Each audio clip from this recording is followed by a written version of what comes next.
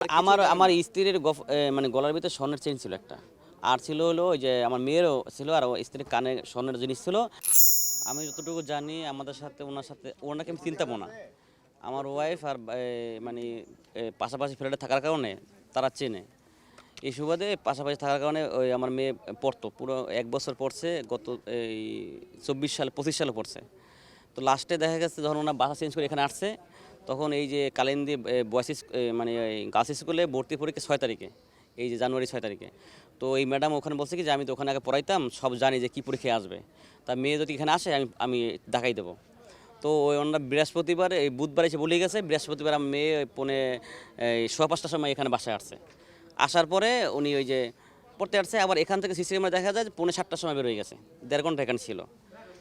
পরে আর বাসা যায় না মেয়ে আমার, বাসা যায় না মানে এখন আমার ওই যে উনি এই পৌনে 7টায় বেরোয় যাওয়ার পরে আমার বাচ্চা আবার 7:15টায়ও ফোন দিছে আমার ওয়াইফের, সে কল আমার কাছে সে প্রমাণ আছে।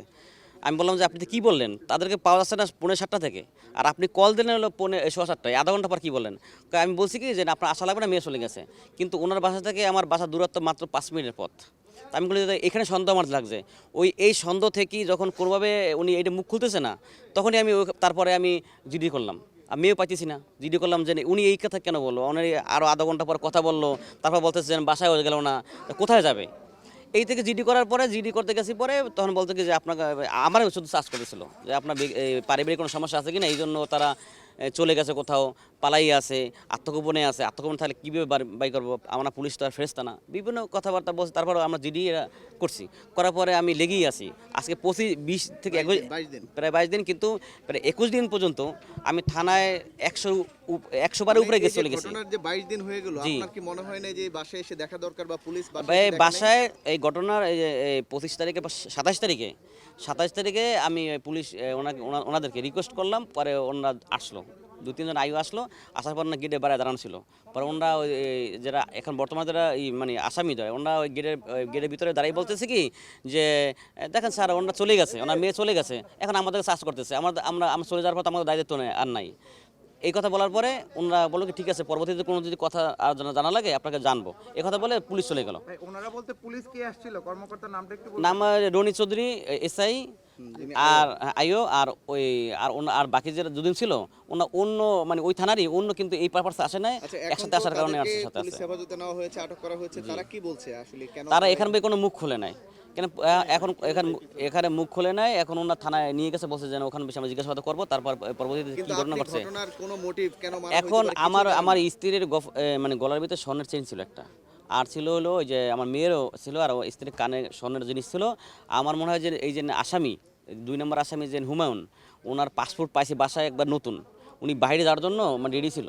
তো আমার বিশ্বাস যে মানে স্বর্ণর জন্যই আনালে, আর পারিবারিক কোনো দণ্ড নাই, আর কোনো কিছু আমি দেখি না, এখন পর্যন্ত আমি দেখি না। শুধু আমার বিশ্বাস এতটুকুই যে হয়তো ওই স্বর্ণর জন্যই হয়তো এটা করতে পারে, যে হয়তো 2 ভরি বা 2.5 ভরি স্বর্ণ আছে, এটা নিলে হয়তো 4-5 লাখ টাকা আসবে। এছাড়া আমি আর কোনো কিছু দেখি না, শুধু এতটুকুই দেখি। এর আগে আপনার এই ওয়াইফ এবং বাচ্চা, জি, এই গৃহশিক্ষিকারা যেখানে থাকতেন জি, একসাথেই বাসা ভাড়া থাকতেন, ওনারা পাশাপাশি ফ্ল্যাটে থাকতেন, পাশাপাশি ফ্ল্যাটে থাকতেন, এই জন্য পরিচয় হয়েছে।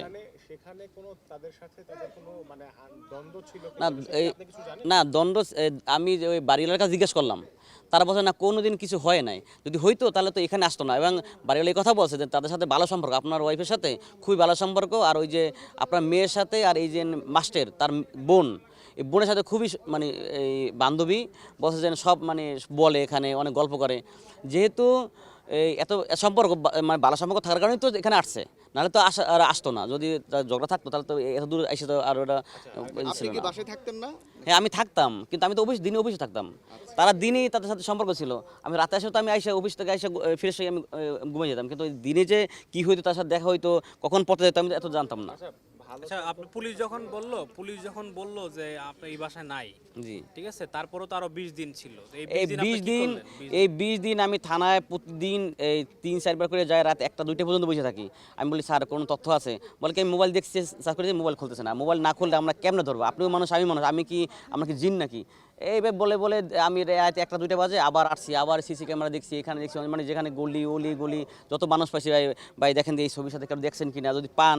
আমি এইভাবে অফার দিছি যে কেউ যদি আমরা 10 লাখ টাকার কথা বলে আমি টাকা দিতে রাজি, এবং আমি এবার বলছি যে আপনি টাকা কি অ্যাডভান্স নিতে চাই 2-1 লাখ টাকা আমি আগে দেবো, কিন্তু আমার বাচ্চা আমি চাই, এভাবে বলছি। কিন্তু কি সবাই বলছে কি ঠিক আছে দেখবো, এই দেখবো করতে করতে করতে এই পর্যন্ত চলে আসছে। আপনার তদন্তকারী কর্মকর্তার আসলে এখানে এটা কি ছিল, ভূমিকাটা কি ছিল? তারা মোবাইল, তারা তো এখন বলছে যে আমরা তো এই বেতনে এই যে মোবাইলের মাধ্যমেই আমরা এগুলো খুঁজে বের করি, যেহেতু মোবাইল খুলতেছে না আমরা কীভাবে বের করবো। আচ্ছা, আপনার পুরো নামটা একটু বলবেন। শাহিন আহমেদ। শাহিন আহমেদ, আপনি জি। কোথায় কাজ করেন? আমি সুপ্রিম কোর্টে আইনজীবী সহকারী হিসেবে আছি ওখানে। মানে মোহর হিসেবে আছেন? জি জি।